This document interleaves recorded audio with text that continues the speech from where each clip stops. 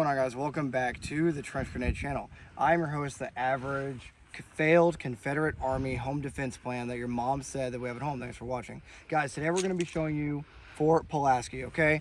Today, this is just going to be a little bit of a different video. We came out here to just outside Savannah, Georgia to check out this Fort Pulaski, okay? We're just going to kind of show you the intricacy that went into making something like this. So this fort, from my understanding, was here to stop ships from being able to come into harbor in Savannah, as well as being a physical blockade from the Union Army coming southward, okay? I highly recommend you guys look into the details of Fort Pulaski because I'm not a historian. I'm just going to be able to show you from an infantryman's perspective based on what we're seeing here, which is super interesting, okay? So here we go. So what you're seeing over here is kind of the infantry blockade. It's a triangle with a series of bunkers, and in these dunes right here, we're about to go inside. And this is a small drawbridge. This is the exterior of the fort. The actual fort is located over here to your right, okay? And what you can see in the fort over here is these small portholes. It may look to us like a very large target to be able to aim at, but once we get inside, you're going to see that these portholes would be very easy to defend and very hard to actually engage somebody that it would be engaging you from inside, okay? But what I want you guys to consider is everything on top is going to be kind of the artilleryman's side of this, and everything you're seeing out here and about to see is kind of the infantry, where the infantry would be, okay? So let's go ahead and move across this bridge. You're going to notice there's a moat here. They had a moat around the entire fort, and you can see little fishies jumping out. They had a moat around the entire fort as another physical blockade, and as we go through that, there's a fishy. As we go through here, you're going to be able to see a lot of layers as far as defense, okay? So here's the first small drawbridge, just moving across here. As you can see, these chains, obviously, to be able to actually lift up the drawbridge from any sort of infantry advance. And as you can already start to see, everything is cut out, like into the earth. These massive mounds were put here, obviously by hand, and under here is a bunker that you're going to be able to see some cannons and rifle and shotgun ports for people to actually be able to engage the Union Army as they came across this moat, okay? Here's an example of one of the wooden doors. Obviously this one's blocked off, but let's show them downstairs. Nighthawk, what are your thoughts on this? It's really cool. It's really neat to see. I'm a geek for like architecture design, so where you're geeking out on all the infantry like battle stuff, I'm like, wow, this bricklay work is really cool. Well, these bricks were actually made by slaves, we found out. Yeah. For the Confederate Army. So you can show, this is the main entrance of the fort. We're going to go in there in a second, but that is the main bridge that you see these folks walking across here. And what you can see is all these portholes for riflemen or shotgunners to be able to engage out here at the front entrance. Now keep in mind, this entire triangle bunker system that we're about to show you guys is simply interlocking sectors of fire to stop any sort of infantry advance from actually coming across through this area. Because basically, if they were to ever get across this drawbridge into the actual post itself, they would die, okay? Let's show them the underground bunker here. There's gonna be a bunch of guys like, this is not a history channel. No, it's not, but this is an awesome, like, I'm super blown away at the craftsmanship and everything that went into making this defendable. Now, spoiler alert, this fort actually only stood about 30 hours of combat against the Union Army.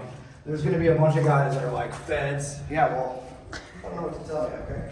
So this is a concrete archway, right? So the guys would have been in. What we're going to show you in a second is where the ammunition storage would have been, okay? So you can imagine it's the middle of the night. You got one or two guys out here on guard. There's going to be 3 of these sides. We won't show you all 3 sides. We'll just show you one, but 3 of what you're seeing right here. So you have 1 or 2 guys out here watching, and if they sounded the alarm in the bunker behind you where all the ammunition was, everyone would run out, run up these steps. Right here, it just looks like a wall, right? But what you're not seeing is this is 1/3 of the triangle on the inside of that moat entranceway. So the Confederates would have to run up these stairs on every side, and they would have either shotguns or muskets.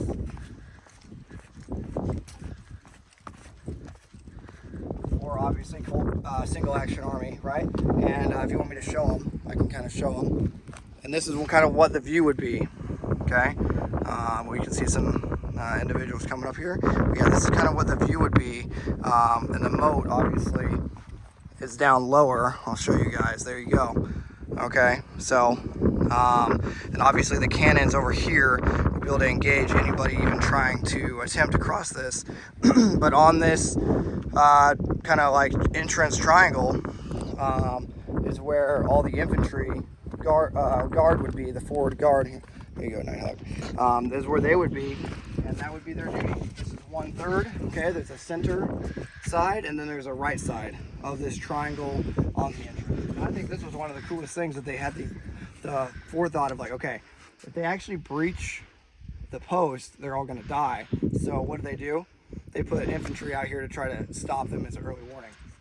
What are your thoughts on kind of like the civilian take of this? Civilian take is, I mean, I was talking earlier about how just like war in general to me is fascinating, how it's changed so much but also hasn't through the years. Right. You know, like we've had major advances, but at the end of the day so much of it is still the same. Right. And like, yes, some of them may have had lever actions, but like the small arms really didn't matter. What they're about to see is all the cannons, you know, that went into this. Let's see, where's the? I guess we'll just show them, because in here would have been where, I guess they can see a lot better than we can. In here would have been where the planning would take place, as well as guard changeover. Okay, I don't know if they can actually see. Guard changeover, stuff like that. And they actually have a shotgun fort, which I noticed earlier, cut in through here. So a shotgunner would be able to engage anyone that would be breaking in behind them if they made it that far, which is super important, because if you didn't know anything about the fort, you know what I'm saying, you're coming in trying to, you know, bayonet fix, trying to take the position, and you got to deal with a double barrel shotgun sitting in that fort, you know what I'm saying? So they get it, they understand. Okay, this is my favorite part, and we'll try not to film anyone that doesn't want to be filmed here. All right, guys, so I want you to imagine we just came through that entranceway where they would have had infantrymen posted kind of for any sort of advance, you know, to cross that moat and everything. And what I think is really intricate here, you imagine any sort of interlocking sectors of fire or anything like that. As you come up here, you're going to see both rifle ports, shotgun ports, and as you can see here, that we're going to go in there in a little bit, there's 2 interlocking cannons. And that, you know, if they loaded that with grape shot or anything like that, any infantry trying to advance across this drawbridge would be absolutely cut to pieces, right? And obviously they would drill, you know, anybody actually stationed on that post would drill loading and reloading from that position. So, you know, that would be a very intricate part of the defense plan. All right, guys, so somehow you make it across the grape shot, the shotguns, the rifle fire. You made it across the forward echelon of soldiers in this kind of triangle dune area with the bunkers. You move up, somehow get them to lower the gates with these chains, right? Now what you're going to notice is as you come in, there's 2 sets of doors. Actually 3 if you want to include this first kind of, I don't even know what you'd call it, outer door, right? So the outer gate would be down, this door would be closed. And then there's a second gate up here. Now, what did you call it? Sally port. A sally port. So you only open one gate at a time. Say you want to do a prisoner exchange or you want to do some sort of meeting. You only open one of these gates at a time. That way you don't compromise the integrity of the post or the fort, as Nighthawk likes to call it, right? It's Fort Pulaski. Fort Pulaski, okay. So, yep, if they ever got up here, which of course, spoiler alert, they fell for other reasons, rifle cannon fire. But yeah, they would come up here, and this is the second gate. You can kind of show them. This is kind of where the bars would be in. Here's some intricacy on this wall, which is kind of interesting as well. Yeah, super neat. Okay, so we'll kind of move over here. We can show them. You still recording? Yeah. We can show them. So everything right here is the only covered area that you'd be able to stand kind of like on a balcony. So on this side, the post commander's quarters is down all the way on the far end here. I think it's interesting to know this kind of the mentality of the parade field, right? So there's an example of a mortar over there. Obviously there's a Union American flag flying now because, you know, history, you know, world of English, all that stuff. But, you know, you have about, I think I got around 120 meters from end to end. So you could conduct drill and ceremony, which was intricate, you know, as for discipline, right? Teaching or instilling discipline. Now, there's one thing to know. I know we talked about it earlier. all of this brick was made by slave labor, right? Which is super it's important to note because the fort itself is super, it looks amazing, right? So you just have to imagine being basically told to make bricks and lay bricks for an army that is using you as slave labor, right? It's Yeah. actively fighting against what you want to There happen. was a really wild, humbling moment in one of the tuck-ins where there's actual fingerprints Yeah, we can left show 'em in those the brick. fingerprints. Yeah, They that would- for me was like, oh my They gosh. would leave fingerprints in the bricks. Let's show them this guard. Guard room. It's kind of like a barracks, right? You can kind of show them this if you want. But you got to think, yeah, it's your barracks room. Like you come over here, there are, it looks like, you know, they have windows, but these are portholes to still be able to engage out of.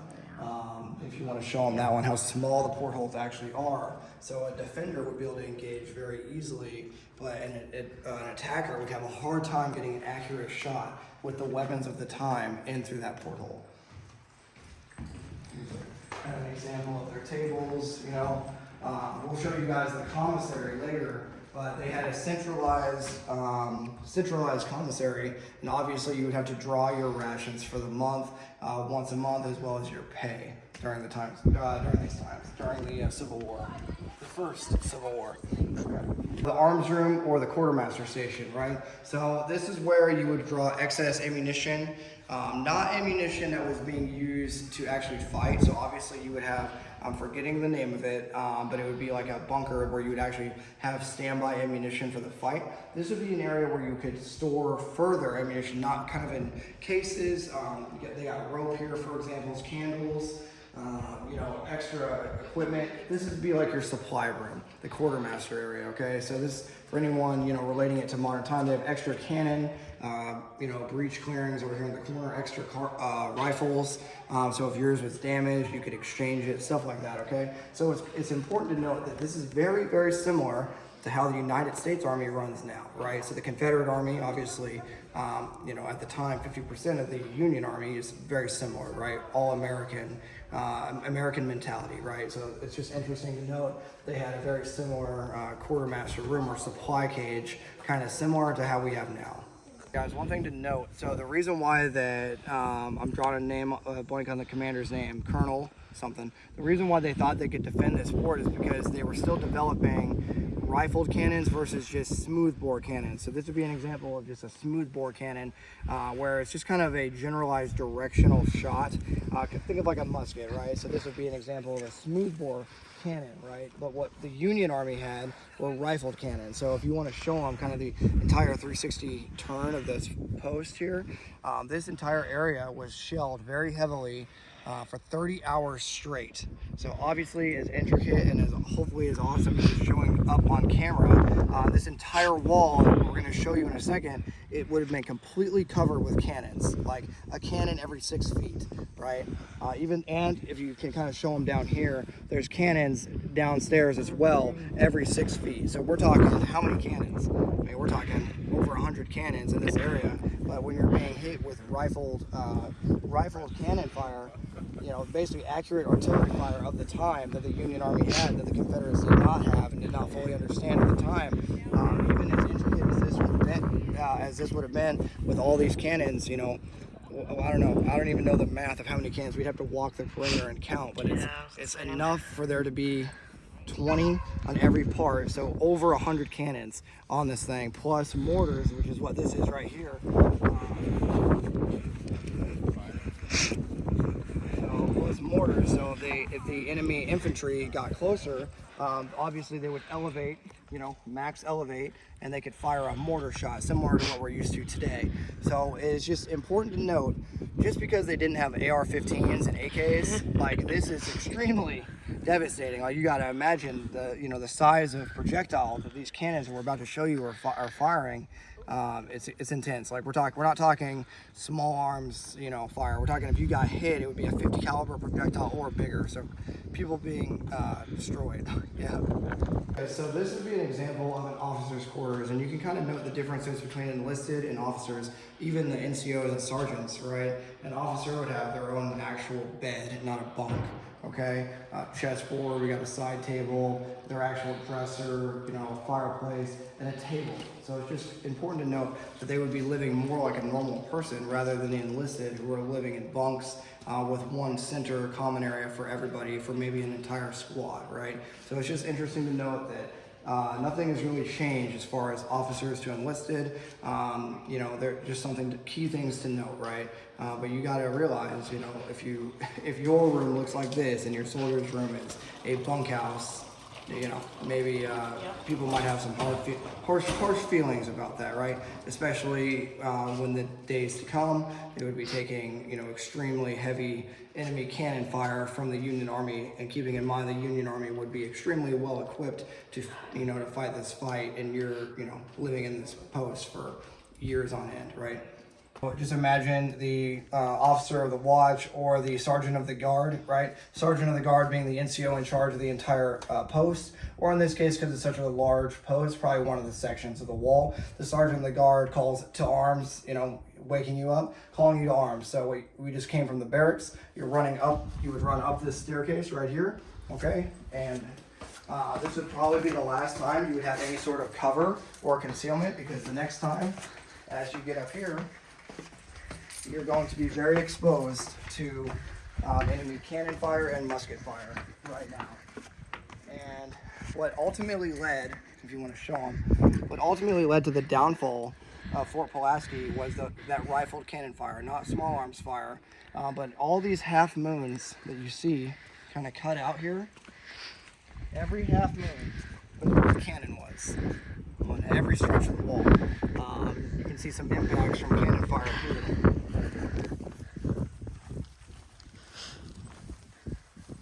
So you got to think, the Union Army is firing from what they say 1.7, 1.5 clicks from that direction. Okay, we're going to show you some impacts on some of those cannons on the far side of the wall, but this is just an example.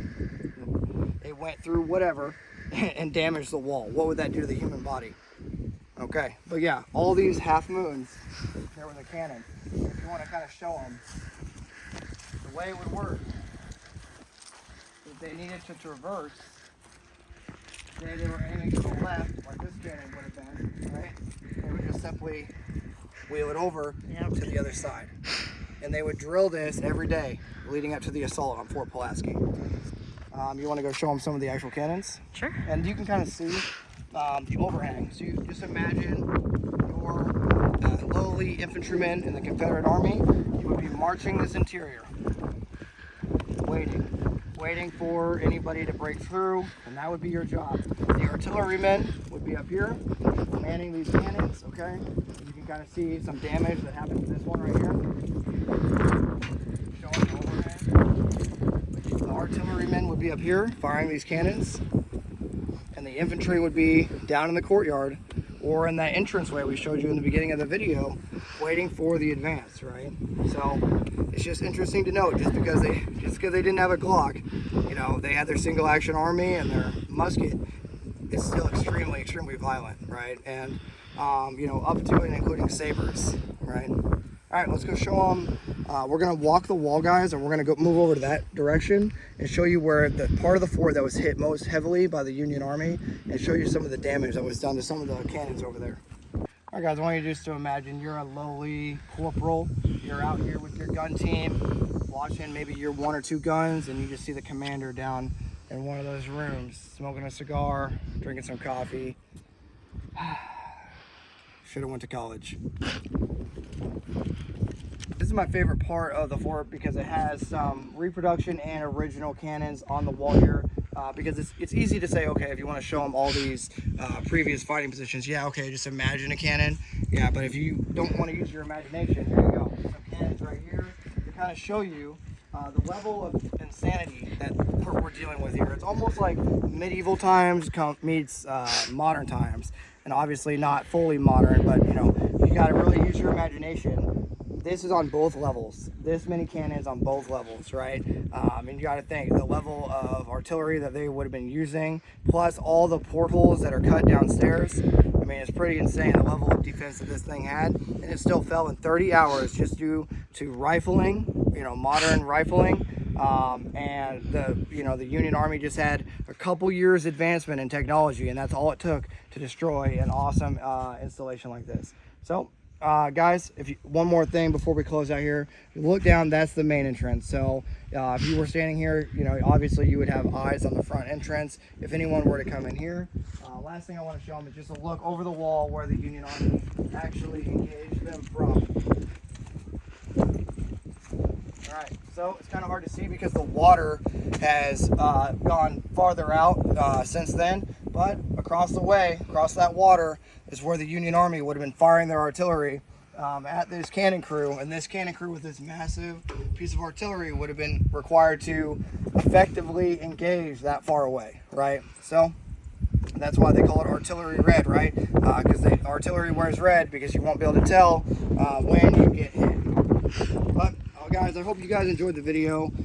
Just a look at history. Nighthawk and I really were enjoying this day out here at Fort Pulaski. I highly encourage you guys to come see it for yourself. It's different to actually come out and be able to see and kind of walk the grounds and really get a feel for history. And if you've never experienced coming to an old school Army installation or post fort like this, I highly recommend it. I highly recommend it, guys. One more thing to note, I forgot to show them the commissary. The commissary is down there through those double doors. That's where they would have gone to get their food issued to them. They would have been required to maintain their own food rations. It's not like nowadays where you would go through the food line. You would get issued your food and you would be required to maintain it, right? It's not like you go through and get your hot chow at the DFAC, okay? But yeah. And they even had their own, that like bush looking thing. In the corner there isn't a bush at all. It's actually a fig tree that, even though it's the off season so it looks dead, it's actually super alive to the point where park rangers here actively make like fruit preserves and stuff like that. So they had even their own fruit growing inside this installation to be able to eat. Right. But guys, we showed you a lot. This is just a look at what it would have been like to join the Confederate Army in the Civil War and actually live in your installation, live day in, day out. You would do, you know, physical training here. You would do cannon drills. You would eat, sleep here. You would do guard on the outside, post out there in that bunker in the entrance where the moat was. It's just a lot to take in. It's a lot to really digest. I highly recommend you guys look up Fort Pulaski and look up the history of this place. Thanks for being here, and until next time, it's gonna be Nighthawk and Trench Grenade, your average Confederate Army post enjoyer that your mom said that we have at home, signing out. Cheers.